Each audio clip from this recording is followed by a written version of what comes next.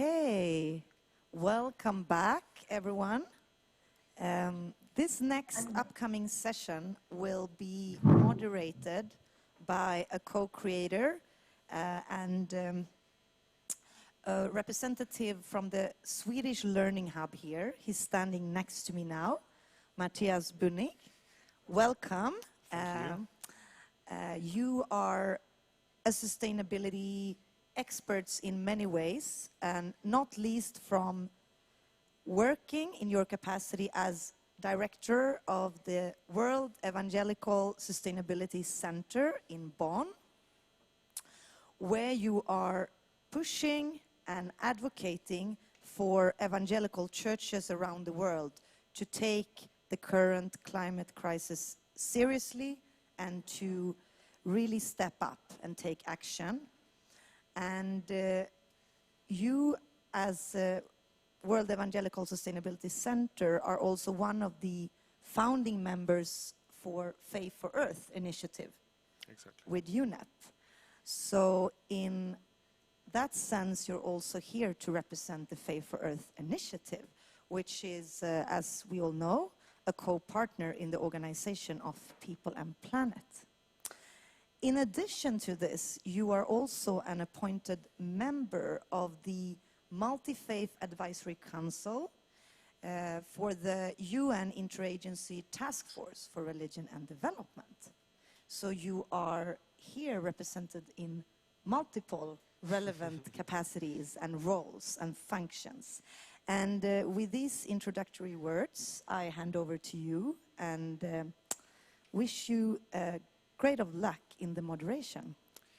Great. Thanks so much, Josephine, for that nice introduction. And hello to Reverend Henrik Grape, joining us digitally here on the screen next to me. Good to have you with us. So it's a great joy and honor for me to moderate that next session, this afternoon session, titled Negotiating Change from a United Interfaith Rationale. And as Josephine already said, I have the honor to direct the World Evangelical Alliance Sustainability Center, which is based in Bonn, in Germany. That's the town where I come from, where I live, and which is also the town where UNFCCC is based. So it's actually just 100 meters across the road from our office. UNFCCC, the UN Climate Change Secretariat. So the Bonn Accord, the Paris Agreement was actually written in Bonn in a building just across the road from us, because that's where the UNFCCC headquarters is. But it's obviously the Paris Agreement, and we have a lot of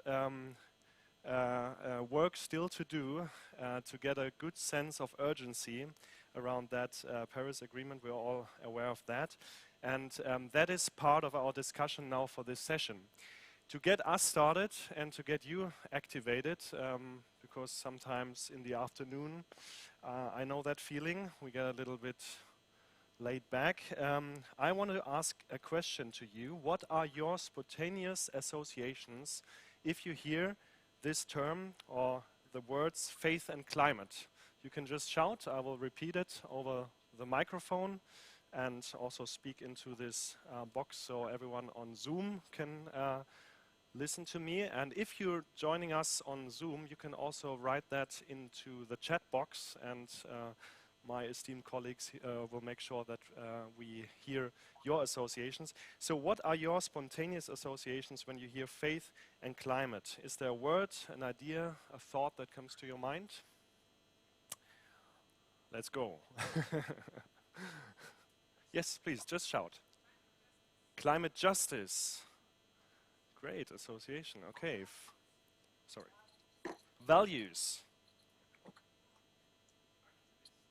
Activists. Creation. Good one. Lack of interest among certain groups. Hope. Strength. Okay, I see Reverend Henrik Grape taking some notes. It's good. It's all food for thought for his presentation. Sorry? What was that? Mika? Theology. Wow. Okay. Okay, thanks so much for your spontaneous reactions. I think these are some good thoughts and some good ideas and topics to wrestle with for our main speaker and expert in this session today. And now I want to introduce him to you, Reverend Henrik Grape. Henrik, great to have you here with us today, and thanks for making the time to be with us. So Henrik is chair of the Interfaith Liaison Committee of the UNFCCC COPs. So the COPs are the Conference of Parties of UNFCCC, the UN Climate Change Secretariat, and he has played an instrumental role in the development of the Interfaith Declaration on Climate Change for COP25, the 25th edition of the Conference of Parties, which took place in Madrid last year in December. And this declaration is titled Faith Communities Demand Climate Justice. There we have the word we just heard. What is the background of Henrik? He has been with Church of Sweden in his capacity to be officer on sustainable development for almost 2 decades, and he also coordinates the World Council of Churches Working Group on Climate Change. But the interesting thing is really here that he deals a lot with interfaith cooperation and interfaith dialogue around climate change. So we're very much looking forward to your presentation. I just want to let you know about the structure of our session. So we will have Henrik's presentation now as the first part in our session on the interfaith work on climate change during the COPs, during the Conference of Parties, the climate negotiations. Then we have time for questions for clarification. So to make sure that we clarify all remaining knowledge or understanding issues. And then, because it's important, we want to embark on an interactive exercise around 4 questions that you can discuss and come to some conclusions on, and that will be the final part of our session today.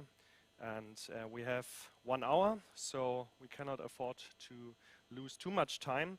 So I ask you, Reverend Henrik, now to kick this session off with your presentation. And thanks again for being with us and for your insights.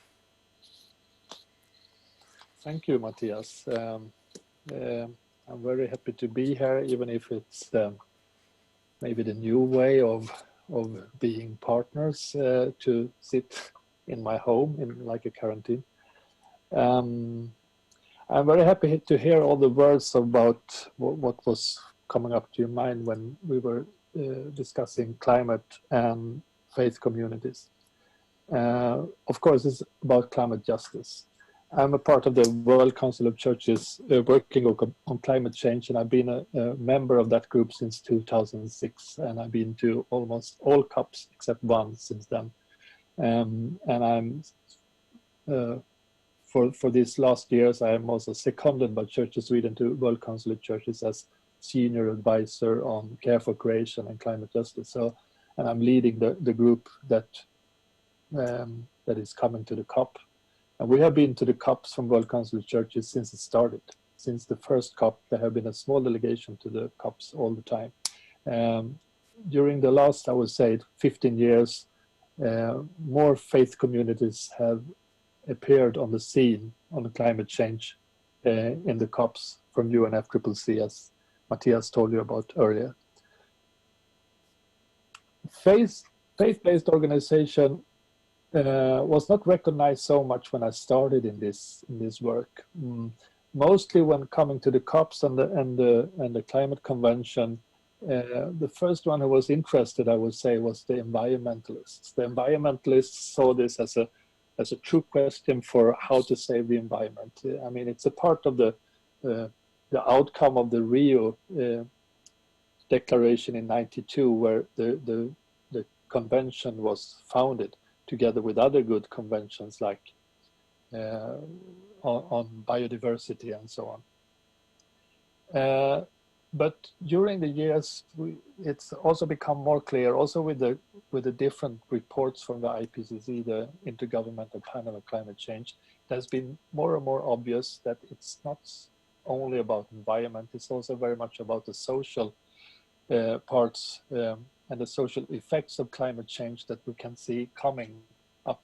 And it's something that is stronger and stronger. And this has also made many more of the relief organization, different relief organization coming up to the COPs just to have this advocacy work, to meet with the different delegations, to have some kind of impact on the negotiations. So it has been environmentalists still there, but also the relief organization. Also non-faith relief organization, I would say.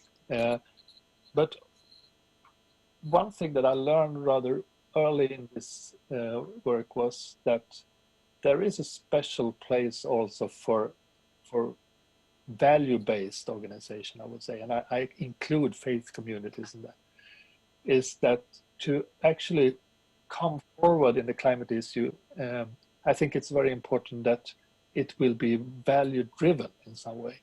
And faith communities all over the world are very much a value-driven force.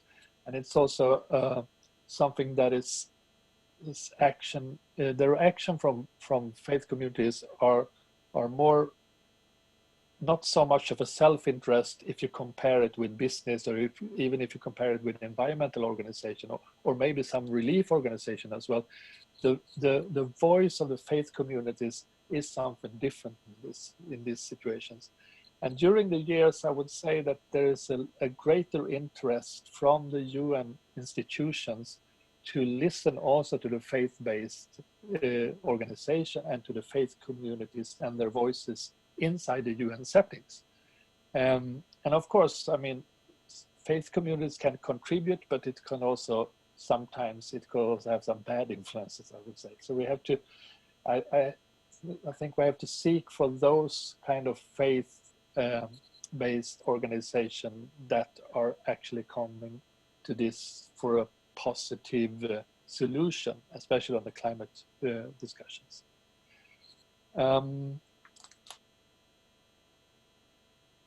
The interfaith work on climate change is something that I've been involved in more or less since 2008, when the Archbishop in Uppsala held an interfaith climate summit that was inviting people globally from all the different main religions, I would say, including indigenous voices, to Uppsala to write a manifesto for the 2008 Interfaith Climate Manifesto in Uppsala. And this was a kind of eye-opener for me and for some others also, to see that faith communities actually could play a greater part in this work to actually achieve something on climate change. In 2008, this was 1 year before the Copenhagen COP, where there was so much of high expectation that Copenhagen will deliver a new Kyoto Protocol, the follow-up to Kyoto Protocol, and it was an epic fail, I would say, what happened in Copenhagen. And so the 2008 Interfaith Declaration or Manifesto from Uppsala was sort of a response that we hoped that could have some effect on the discussion in Copenhagen. That didn't succeed, but at least it started also a greater discussion on how the different faith communities could be a part of the discussion on climate change. So over the years, I mean, since 2014, every year there has been a kind of interfaith declaration or statement delivered to the UNFCCC during the COP, and also even before. And for me, that has been interesting to see how important this is and how this is a growing interest also to listen to this. So I will focus on this document that I hope that you have printed out for you, that the Interfaith Declaration on Climate Change for the COP25 in Madrid. Just to get you some of the background, there is something called the Interfaith Liaison Committee during the COPs. That was initiated by the UNFCCC from the Secretariat. They wanted to have some kind of platform for meeting the different faith communities coming to the COPs. And as I said, World Consulate Churches has been there for a long time, but also other religious or religious-based organizations have been there. ACT Alliance is one of our closest friends working together with the Lutheran World Federation. But we also have different orders from the Roman Catholic Church, as well as the Vatican represented itself as an observer organization with a kind of state that they are. But during this time, they're also from other faith communities, like Islamic Relief is one of our partners that we work with. We also have from Hinduic traditions like Brahma Kumaris. We have from Buddhist organization. We have Jewish organization that also have come up on the agenda on climate change. So from the UN system, they were more interested in ways to find ways how to have a dialogue with the different faith communities, and for that's the reason why this Interfaith Liaison Committee started. So over the years, we have during the COPs we have meetings. It's not a decision-making body. It's more like a networking platform where we actually can meet from all the different faith communities to have a discussion, but also for the last years, we also have worked out this kind of statements and declarations that we have also given to the Secretariat and met with the Secretariat. I can also mention that to address the high-level segment that is mostly from the different countries at the COP, that different countries have the ministers to address the high-level segment of the COP. And during many years, they have like 10 NGOs, non-governmental organization, also can address the high-level segments. And one of those 10 is the faith communities, and it's the World Consulate Churches that have that slot to actually address the segment. This might sound more impressive than it actually is. It's actually the very last organization who will address the high-level segment. It's 11 o'clock in the night, nobody's there, it's silent, everybody wants to go home. But at least it's get into the records. It's documented that we are there. So there is a recognition from the UN system that the faith communities are there. This Interfaith Liaison Committee, we also try to meet in between the COPs. So we have Skype meetings like this, or Zoom, or whatever, video meetings like this, to prepare for the COP, to find out different ways how to work together. So just to give you an example, for this year's COP in Glasgow, I was in Glasgow in the beginning of February to meet with the local ecumenical partners, but also with the local and the Scottish interfaith work, to have them on board already now for discussion. How do we make an interfaith impact in Glasgow for the COP? And we want to do it with the local or national different organizations. And this is also part of our work in between the COPs. To the content of this Interfaith Declaration on Climate Change, I will just stay in the different sort of headlines. The urgency to act for climate justice. I mean, urgency is something that we have said for COP after COP after COP, the urgency to act. So it's rather boring to hear it when every year we say there are no action, we need to understand the urgency. And this is, I would say, is a strategic problem that we say urgency all the time, but how do we address it, and what is the answer to an urgent situation? I would say that these last days, and also this last year when we have talked about climate emergency, but also these last days of this outbreak of a virus, is a kind of exemplification of the emergency to act also on climate change. Because if we were as nervous of this virus infection as we should be for the climate impact, we should have acted in the same way. So maybe this could also be a model to the huge transformation of society that we need to. And this is also for faith communities. They often have this narrative to what kind of world we want to come to. And that is something unique, I would say, also to faith communities, to bring a kind of narrative where we want to go to, not only what we want to leave, but also where we want to go to. And I think that is important. urgency is something that needs to be driven by faith communities. Urgency in a kind of as a good driving force to act. We also have advocacy work on the COPs from the faith communities. When it comes from Christianity, I would say that ACT Alliance is one of the best when it comes to the details of the different negotiations. Paris Agreement is of course the framework that we want to see also deliver when it comes to emissions, to get down the emissions, but also, and that is an important part that often is forgotten in the rich parts of the world, this is also about how to get funding development for those most affected to climate change and with least capacity to cope with it. And that is so important that I think that faith communities as global communities could bring to say that it is our interest also for the most vulnerable, for the most affected by climate change to actually have them in our scope for our discussion. It's about emissions, to lower the emissions, of course it is, but it's also as much to get development funding for the poor people of the world. And the Paris Agreement is about that as well. It's about the NDCs, of course, the different countries' ambitions to get the emissions down. But it's also about how we get funding for those most affected and least responsible. This year, of course, we also take the youth demands for intergenerational justice. I think that faith communities also, I mean, coming from a Christian tradition, we often, we can go back to that, what Jesus says about that, taking the child as an example.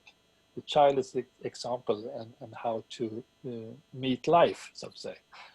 And this year, with the youth movement over the world, we have seen, we also want to see the intergenerational justice as a part of the climate discussions. I think that this is something that many of our different faith communities and faith traditions all over the world are sort of very much into this, understanding the importance for the next generations. It's very much, I mean, it's clear for me from coming from a Christian tradition, but I think I found it also in other traditions as well. We also stress the just economic transitions. The just transition is also a part of the discussion around climate change that has grown of importance, because sometimes there are so much pressure on mitigation, limiting the emissions, that you sort of forget the social dimension of climate change. And the social dimension said that there must be just transition for those who have to leave their work. One obvious example is the coal miners, for example. When we have the climate negotiation in Katowice, we were there from faith communities meeting with the local ecumenical partners. And in Poland, as you know, it's a tricky country in many ways when it comes to climate discussion. They are sort of not in the front line of EU, so to say. But to meet with the local Christian partners there, they said that this is tricky for us because my grandfather and my father, they all worked in a coal mine and they were the heroes of this country. And suddenly we are crooks. You don't like us anymore. And we don't really believe in this. And what are we going to live on when we have to leave our coal mines? And of course, this also has to be a part of this transition to don't leave people sort of just for environmental action. You also need to have the social part of the transition. And I think that this is part of the climate justice as well. So for faith communities to have these just transitions, a just economic transition as well, is also important to bring to the agenda. And we have found other partners in this, of course. I mean, the International Labour Organization, for example, are also on the same track. And we can find sort of other friends in this discussion of climate change from the different faith communities as well. And it also must include the social justice. And I would say that just transition is also part of the social justice agenda. we see, from environmentalist side, they often forgot the social justice agenda. And from the social justice agenda, we have forgotten, I say we in this case, but they're also often forgotten about the environmental agenda.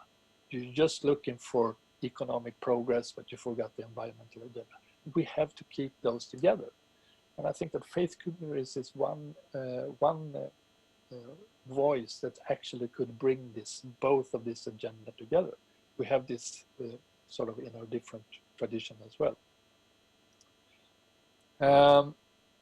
Our common Mother Earth is put under. I have to look to my papers. Mother Earth. To talk about Mother Earth is a way of inclusive saying this. I heard the word of creation. I would say that it's good. It works but mostly for the Christian traditions.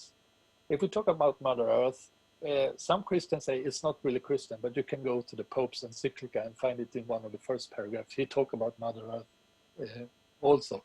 So I would say if you need some authorities from Christianity to talk about Mother Earth, it's there. It's also from indigenous people, I would say, Easter to talk about Mother Earth. From the Eastern tradition, from Buddhism and Hinduism, to talk about a creation and a creator is more tricky. So we try to find a sort of common platform where we can talk about this together. And to talk about Mother Earth is also a way of include other traditions as well. It's not diminishing our traditions, but it's a way to say that we don't create this kind of tension between different traditions in this. We can have this tension in every traditions as well, but we try to find this different way of communicating this. The voices of transformation need to be heard. And this is also from the indigenous people. Indigenous people are of the world. And I mean from all the continents, even from the Arctic, are very much those first in line being affected by climate change. But it's not only that, it's also that most of the indigenous tradition have a spirituality that is actually more or less a gift of us to reconnect to the understanding of the interconnectedness of life. I would say that the developing agenda of the Western world has often very much forgotten the interconnectedness. And today, the globalization is a part of the interconnectedness, and what we see during these times, how interconnected this world are.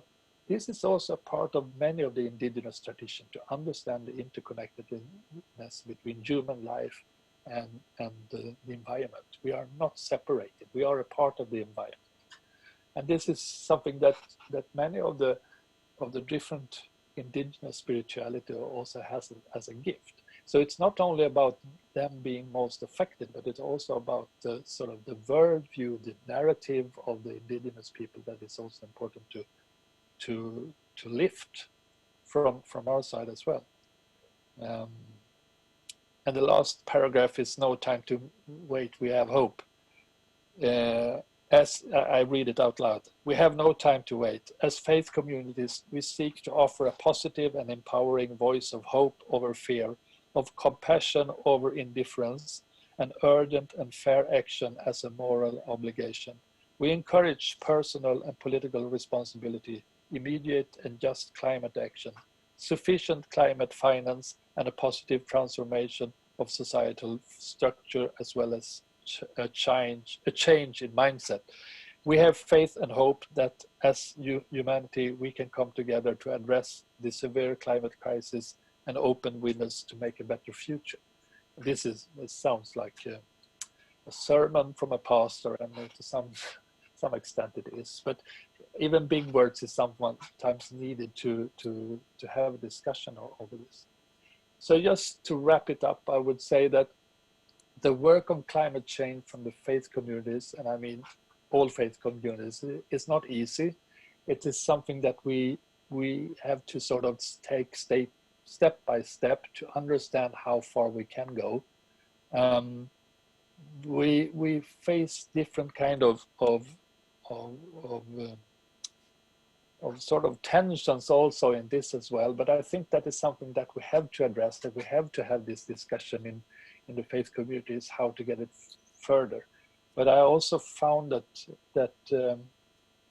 this is an important way of bringing the question forward, because if you say like 83% of all the inhabitants of the earth do say that they belong to some kind of faith, if all of those in somehow could understand also the sort of the bigger narrative on climate change, biodiversity, the sort of the huge issues, the huge challenges we have in front of us, if they also could sort of incorporate this in their worldview from a religious perspective, I think we also can have some action will go faster than it will be if we don't include this. And for me as a theologian and a Christian, I think it's no deal. We have to talk about this. If we are not addressing this as faith communities today, we are not doing what we're supposed to do. So thank you, and I leave it to the moderator now. Thank you. Thank you so much, Reverend. Thank you so much for your presentation, for your insights and the thoughts you provided. And I really found it a nice way of putting it, to say other faith traditions are a real gift to the discussion, because that for me as well, I can say, is the power of interfaith dialogue and of interfaith action. And you said that in two cases you mentioned something is there in Christianity, but only by engaging with a different faith tradition, you suddenly notice, well, it is there in my own faith as well. So that's the power of interfaith dialogue. I can confirm that, to really point us to neglected areas in our own faith tradition by other faith traditions that maybe especially highlight that part. And you mentioned that by saying or by referring to the topic of interconnectedness of life, a very beautiful illustration. So thanks so much, Reverend. And I want to ask our group here whether we have any questions for clarification. Anything that you need to know concerning climate change negotiations. Please explain again, what is a COP, what is UNFCCC, why is the abbreviation so long and it's not really an abbreviation? So, is there anything you need to know before we embark on our interaction time? Yes, please. Do we have a microphone? Yeah, thanks. I'm advised not to move away from here, otherwise the Zoom people cannot hear me.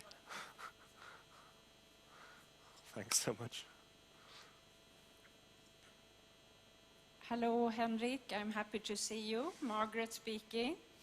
I just would like you to elaborate a little bit. I thought when you said agenda one time that you actually said gender. But then I realized you said agenda. So I just would like you to elaborate a little bit, because at least I know from the negotiations I have followed with ACT Alliance that we do talk about the Lima document, and we also talk about the gender perspective. So I just want you to give you a chance to say something, not just about the agenda, but the gender. Okay, gender within the agenda. Yeah, thank you. Yeah, of course. Sorry for not taking this into it. Yep.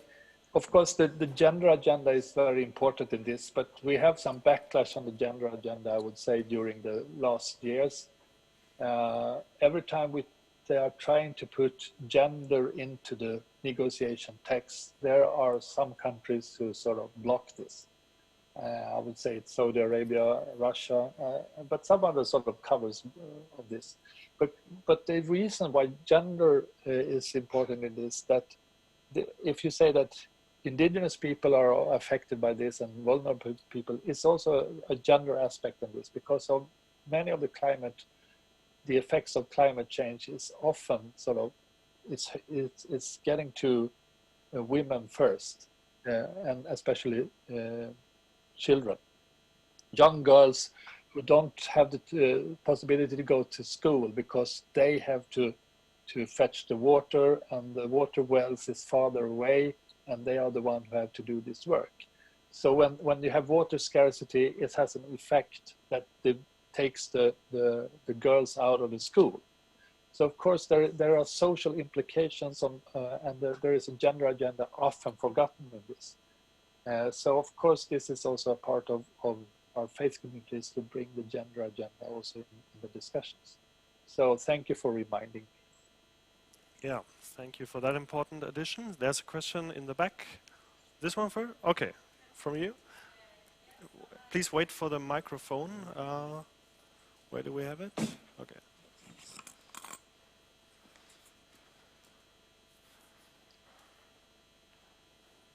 Okay, thank you. Hello. Hi, my name is Jonna. I come from Islamic Relief Sweden. And I was just curious to know, in this Interfaith Liaison Committee, if there's also representation from religious actors in the Global South. Sorry, could you say that just? If there's also representation of religious actors or faith-based organizations from the Global South. Thank you for bringing that up. Yes, they are in the faith-based group. I would say that ACT Alliance always brings people from the Global South. That's a part of their work. We have a good relationship with Islamic Relief, and they also try to bring people from the South, I would say. So that is an important part, because this is not just to have these as a representation. This is also a way that to be blunt, some of the delegates from the South don't have the capacity to bring experts. They have small delegation with a low expertise. But sometimes we, as ACT Alliance or other Islamic Relief, they bring people from the South who also can work as expertise for the different delegates and delegations. And that is a part of the advocacy work as well. So so yes, for us it's important to have people from Global South that also are participating in the climate negotiations and also have their kind of faith community hat on as well. So yes, it is, but it could improve, I would say. Yeah, very good question. We take one more question before we move to the interactive session. Mikael. Hi, Henrik. Thank you so much for the presentation. My name is Michael, working for PMU, Swedish Pentecostals. I think this document is great. It's a very useful tool in a way. But what's your view on how is the trickle-down effect of this? How many pastors or imams would know about this document? And how could we use this kind of like benchmark documents in a way that it really trickles down? Do you have any easy solutions to solve that? Yeah, thank you. Yeah, that's a good question too. I mean, I have been writing declarations for many years now, and sometimes you wonder, is it worth the effort to do it once again? To some extent, it can sort of remains very much inside the bubble of the COP. We are very proud to bring it to the Secretariat, and we will be met by the General Secretary of the UNFCCC, and very happy to meet with them and deliver a very nice paper. But the trickle-down part of this is the tricky part, I would say.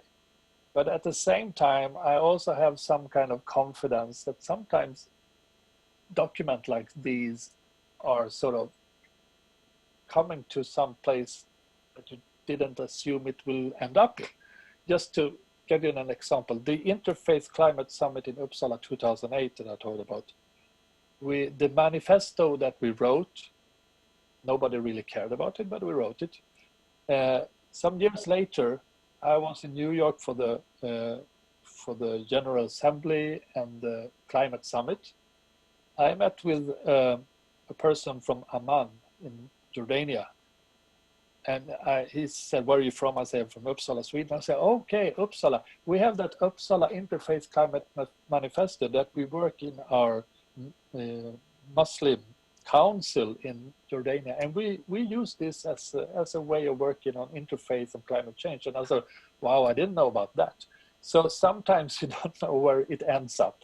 I'm happy for everyone who can pick up on this and say, this is actually a document of interfaith that is delivered to the UNFCCC, and look at it. What can we draw out of this? What is something that we can use in our context? I would be more than happy if that could happen, but we don't have any kind of sort of forces to bring it out to the masses and so on. We try to communicate it as good as we can, and we are also this is a network platform who produces this. So of course we don't have this kind of high officials who are having their names under it. We have had, not for this document, but for other documents. This document is actually signed by many different organizations from the different faith and interfaith organization all over the world. You can find it on the World Council of Churches website, who signed this document as well.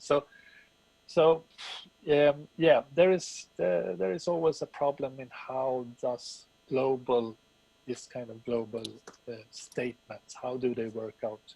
How can we use those?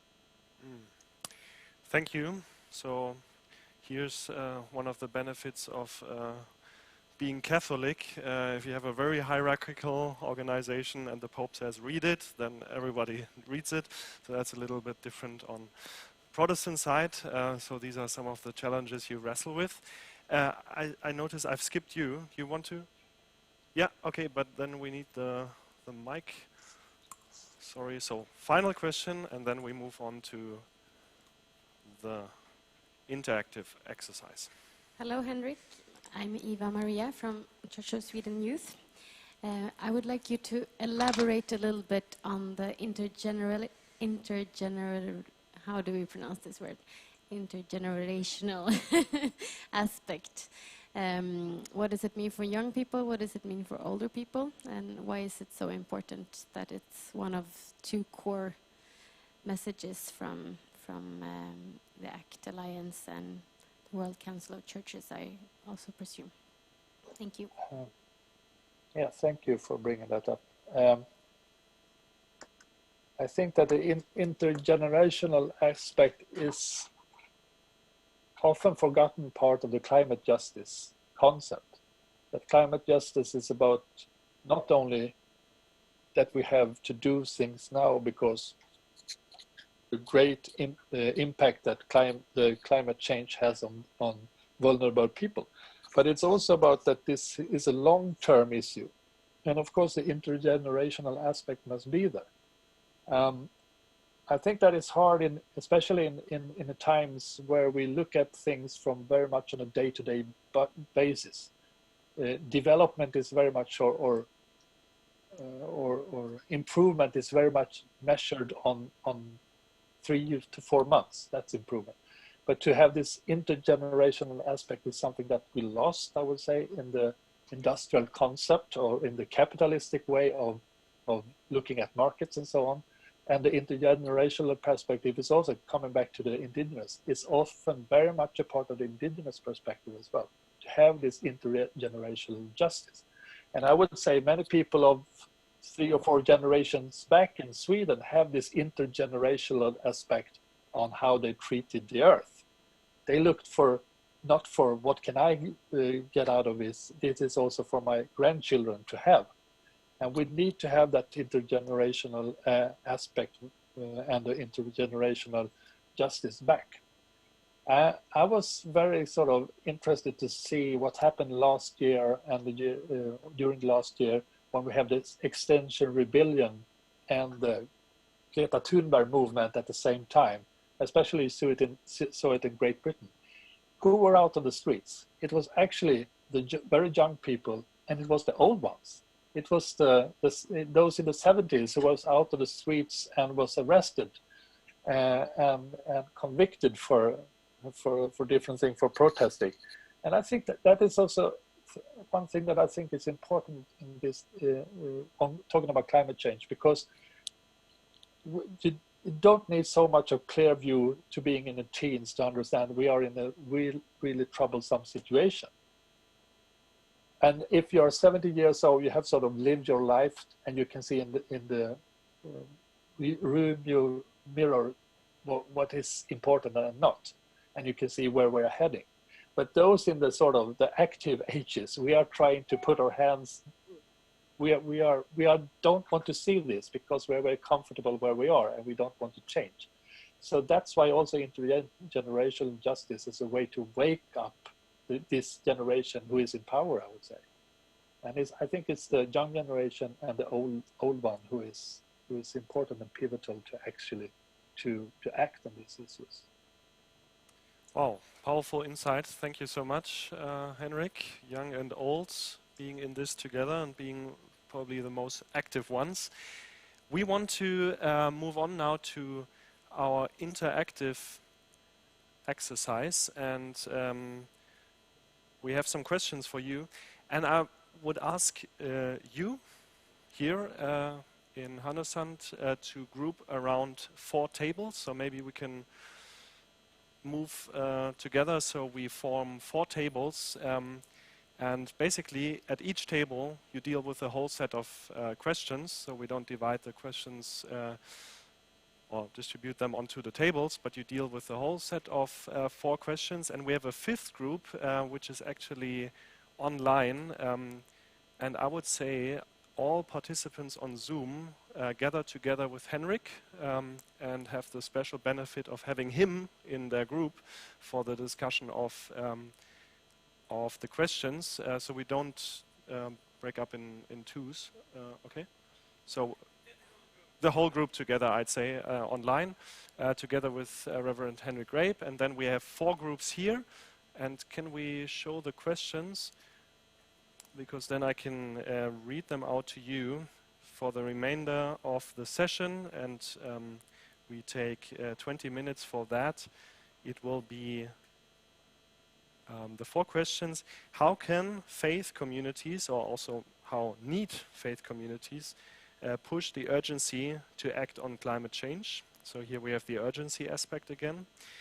Second question, how can we ensure that indigenous spirituality is a stronger voice in global climate change discussions and efforts? And remember the remark by Reverend Henrik Grape on the interconnectedness aspect that can be brought in by indigenous groups in a powerful way, and that can actually speak to other faith groups. Third question, what narratives can the different faith traditions bring to get the climate justice transformation going? And final question, what does hope mean in the climate change discussions, and how do faith communities relate to hope? So the idea is there's no obvious solution here. It's just to engage in that discussion. So you can set your priorities at your table, engage in discussion on these 4 questions, and then at the very end we will reconvene also with the online participants to say thank you and bye-bye. But now we have a little bit less than 20 minutes to engage in that group discussions at the tables. So if you want to get into active mode, then please group yourselves around the table and take those 4 questions. Josephine. Yes, and as you mentioned, the declaration, the copies of the declaration is printed for you on the tables here, and for those who are participating in Zoom, you have received it by email as a PDF. And there's also coffee and fruit still, so if any one of you need to be energized for this group, important, crucial group discussion, quickly run over to grab a new coffee or a banana and then get started. That I have to announce the end of this interactive exercise now. I know that there's a lot of questions still to be discussed, but I would ask you to now direct your attention again to the front and come to an end with your group discussion. And yeah, 4 questions. And if you have the feeling we haven't at all answered this set of 4 questions, maybe we haven't even answered 1 question, then I can tell you it has been a good group discussion, because these questions are probably not answerable, but it were meant to spark a discussion, and this is what happened. And we definitely have to take these thoughts further into our work. And I want to ask the online team whether they have finished their discussion. Okay, I see a thumb up from somebody. Thumb up from Henrik, Reverend Henrik. Thanks so much. So, yes, we actually don't want to wrap up in the sense of having words from the tables now and insights, because everything necessary happened at the table. I would like to ask Reverend Henrik for maybe a final thought, if something came to your mind that you need to, well, you have the feeling you need to convey to this group, both online and offline, and I would like to give you the chance for some final remarks. And please unmute your microphone. Unmute your microphone. Yeah, there we go. So I'm unmuted now. Thank you. Yeah, I think that most of the things that have been said, in our group at least, is very much in line what we have been discussing in different forums over the world. Faith do have a part to play when it comes to climate discussions, but it's not just to say that faith per se is doing a great work. We have to do a dialogue. We have to understand our different backgrounds. We have to discuss our different narratives, I would say. We had discussion about when it comes to indigenous people, what do we mean by indigenous people's worldview, spirituality, and so on? And it's not something that is just easy to buy into. We have to have a sort of reasonable discussion about this and to the understanding of it. And I think that we have very good inputs in our discussion on this and how to deepen these discussions. Also, I think that many of us have to learn more about how to be interfaith. What does it mean? I mean, many of us are active from our different traditions, and we are sort of well knowing of our own traditions. For some, it's rather new to be ecumenical with others, sort of like Roman Catholics or Orthodox and so on. And then to take the next step is to have the understanding of other faith traditions, like from Islamic view, Jewish view, Buddhist, Hindu view as well. To grasp this can sometimes sort of trigger some kind of fear that I am not true to my own religion. But to me, it's the opposite way. I would say to learn these other traditions is also to understand the richness of your own tradition and how you can take this further. So to be active on these issues, like for me, I think climate change is one of the most urgent questions of the world. How we as faith communities can actually make progress in understanding each other is also make progress in doing climate work globally. And I think we should have more confidence in ourselves. And just to end on the hope issue that we did in our group, just before you cut me in off our discussion, just when we went to that, I used to quote Saint Augustine. It may not be a quote, but it's a good quote anyway, to say that hope has 2 beautiful daughters. One is anger of the way things are. The other daughter is courage to actually do something about it. And I think that kind of hope is, for many of our faith traditions, so we see what's happening because we are in place where things happening from our different faith communities, but we also have the courage to stand up against, to do something about it. And I think that's kind of hope that is active. That is something that our different faith communities could bring to the discussion on climate change. Great. Thanks so much, Reverend Henrik Grape, also for these final remarks. So let's be people of hope. Let's be angry and courageous. So that's what we take from your final remarks. And Josephine, I hand over to you. And at this point, I thank you and everybody for the possibility to facilitate that discussion. Thank you, and over to you. So please give a big applaud for Reverend Henrik Grape and for Matthias.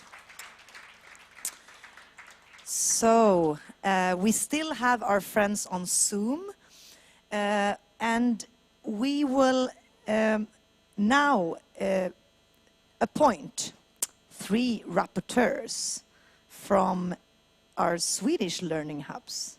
So I would like to have nominations. You could nominate yourself, or you could nominate someone from the Learning Hub. So anyone who wants to nominate yourself or someone else, you can raise your hand. Or if you're on Zoom, you want to nominate yourself or someone else, you can just wave.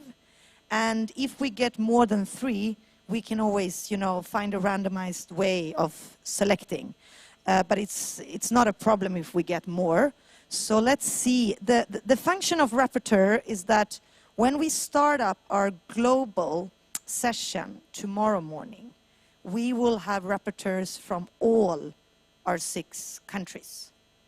So this is a chance for the other 5 countries to follow what we have uniquely discussed for the Swedish context.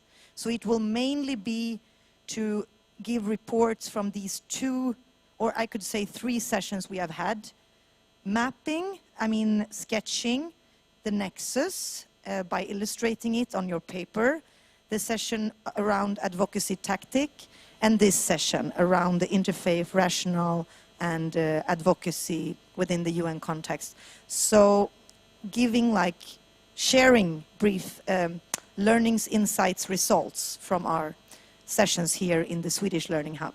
So do I have nominations for tomorrow morning? Hands up or waving? Yeah, okay. Could we have a mic? Do we have another? So Ola will run to Linda, who wants to nominate her neighbor. So Linda, can you wave and give us your nomination? Okay, my nomination is Eva Maria Munk. Okay. Sitting next behind me. Okay, thank you. Are you willing? Yes, if I know the task. Okay, perfect. But after we departure here, those who have been nominated and selected will meet with Ola for further instructions and guidance and support. I need 2 more nominations. Come on.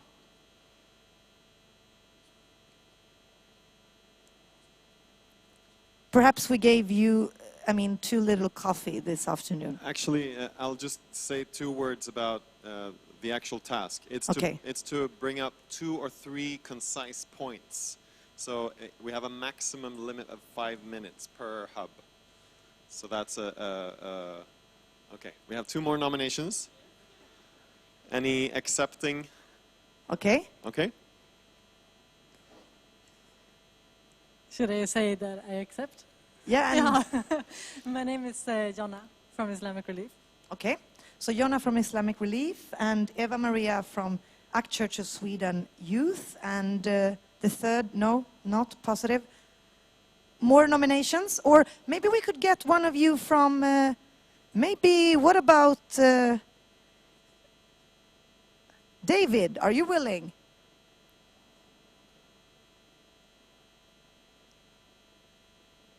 Maybe you are muted. Now you are alive. I have to say no. I'm afraid I cannot participate on Okay.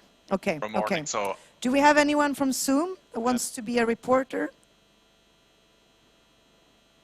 Yeah, this is also not a must, obviously. No. You'll basically get to have 1 point each if there's 3 of you. Yeah. So let's stick to 2. Yeah.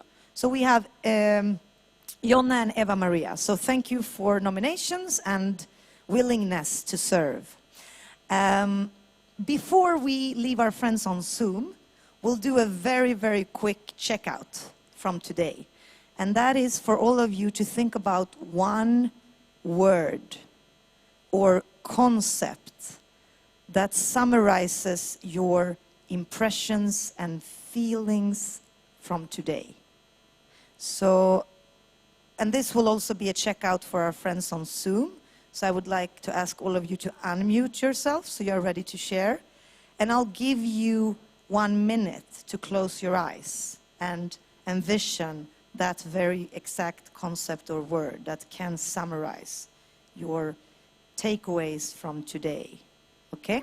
So we start to close our eyes now.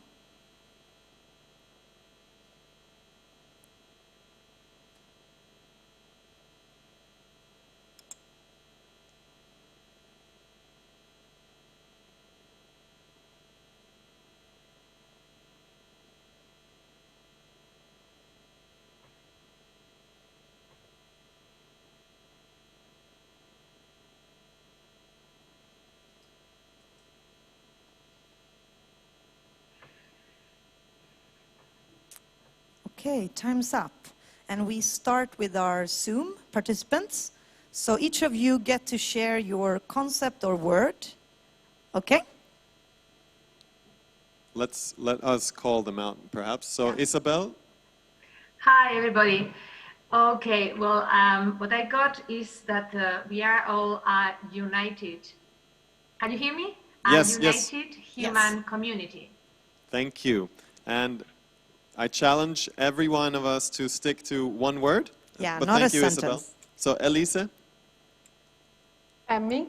Yes. Yeah, Elise. Can my one word be Mother Earth? That's okay. I just think that was a great concept. Thank you. Fabian? Inclusion. David? Oh, we didn't get your sound there. Okay. Show us a paper with the word. Can you write the word on a paper and show us in front of the camera? And while you Dialogue. Dialogue. Thank you. Dialogue. Samuel? Samuel? Oh yes, I would like to choose. I wish to choose one of the two daughters. So hope is my courage. Hope and courage. Thank you. Andreas? Mutual responsibility and opportunity. Thank you. That's also a great word. Risa? My word was also hope. Okay. Thank you. Andrew? Oh, that's Andres? Andrew said responsibility. Okay. Andres? Okay. Power, big responsibility. Okay. Responsibility. Thank you so much. Now, I will walk around with the mic so we don't pass it around. Know your religious landscape. That was 3 words. That's actually 4, I think. Justice, equity. Local communities. Inspiration. Meaningful inclusion. Hope over fear. Communication.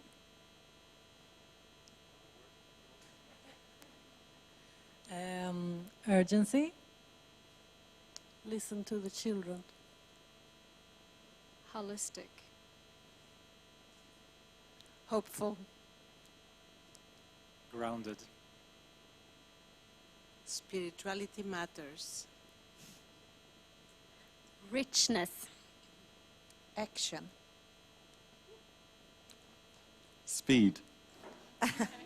Connection. And there? Margareta? I'll come. Interconnectivity.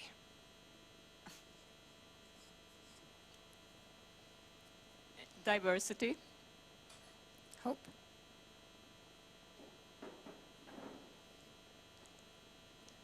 Multiplicity. Multiplicity. Hope. Interconnectedness. Thanks. Inclusion. Faith language. Interfaith dialogue. climate justice. Now. Thank you. Thank you so much. So with these... What's your word, Josephine? Heart. And it's built on Magnus' last slide in the advocacy tactics. Speak to the heart of the people. So with a heart symbol, we're checking out our friends on Zoom. Thanks. Enjoy your evening. And if you're tired watching cats on YouTube, you can spend some time with people in your apartments or houses, like kids, friends, neighbors, partners. See you tomorrow morning, and make sure you check in on Zoom on time. Yeah, and don't forget to enjoy the nature outdoors. Yeah. Okay, so we'll close the Zoom meeting now, but I have some final points for Hanusand. So tonight we are going to engage in wellness activities. Of course, these are voluntarily, and it's not part of the formal program. So for anyone who needs to have an early sleep in or long walk or want to spend time on your own, this is also fully possible. The reason why we are offering wellness activities is because when SIDA Partnership Forum started here, 2002, people were engaged in conversation in the evenings, around dinner, but also after dinner. Then we got access to our emails through our laptops and cell phones, and people decided to spend time in their own rooms, opening their Outlook.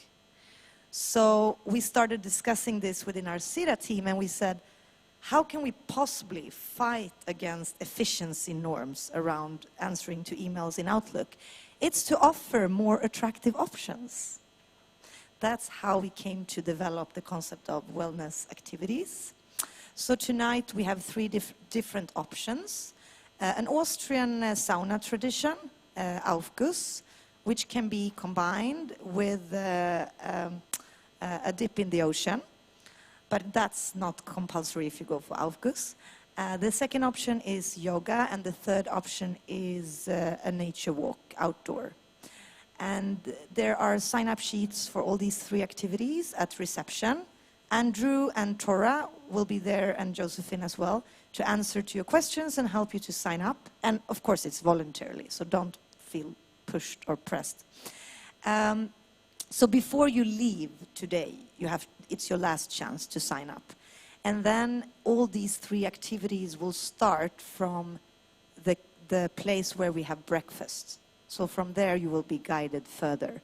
And all the wellness activities will start at 8 p.m.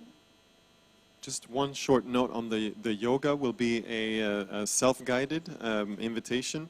So if anybody does have any type of yoga practice that they want to share with others, they feel free to do so. Otherwise, it's more like making the space available for you to practice. So we have a yoga room which is set up for yoga, so we will prepare that. Okay.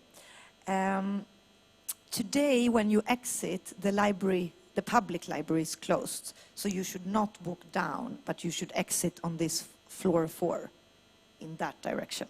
Thank you, Josephine. And tomorrow morning, when you come back here, you should enter at the very same place on floor 4. Then I want to mention that dinner is 6 p.m. in the same restaurant as where you had lunch. So you will have a break before dinner, 45 minutes, where you can go for a nice walk. Or what we wrote in the program, what we called buddy session. And the idea is that if there's someone from every day that you were not able to finish a conversation with, from an interactive exercise or a dialogue, you can now take the time. But some of you might just need to be on your own or answer to emails or other options. Tomorrow, we are going to run, for the first time as SIDA, a global digital open space. How excited are we about this? Woo! Come on. How excited are we? Woo! Okay, that's great. So, the deadline for signing up to facilitate and moderate an open session is today at 6 p.m. So then you have to email, that's the latest time when you have to email the Google form back to Andrew. You fill it in online. Yeah, you fill it in online. You don't have to email it, sorry. So if any one of you have not had time yet to design it, it's not a complex Google form. It's just few simple questions. So when we end and finish now, you have enough time before dinner to finalize it and submit it. And since some of you might participate in open space sessions where you are the only one from here that is part of a certain session, you will be joining from your own laptop, device, etc. So then you really need for everyone tomorrow to bring headphones and a device. Could even be from your cell phone. Yeah. Or your smartphone. But for each to have a device and headphones. And the headphones are really important because as soon as we start messing up audio, then it goes bad. Where we are staying, where you arrived last night, I mean the SIDA venue, where you are sleeping, in case of a fire alarm, I want to inform you where we gather up. And that's in the roundabout in front of the SIDA main building.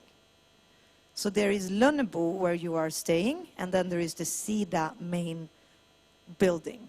So in front of the SIDA main building at the roundabout is the gather place. So if you would ever hear a fire alarm in the night or when you are at Lönnebo, come to that meeting place. And since that has happened on occasion, we want to caution, like if you shower with a closed door and create a lot of steam and open the door, the alarm sensor can actually be sensitive to that. So I just want to notify you about it. It's actually better than to shower with the bathroom door kind of open, so it doesn't come all at once. Yes. So with all these information points, we, as facilitators, we are super excited about this first day, and we are really impressed by all your fantastic contributions. So thanks to all of you for engaging, for contributing, and for very, very actively participating. And the dinner will be at 6 at the restaurant nearby.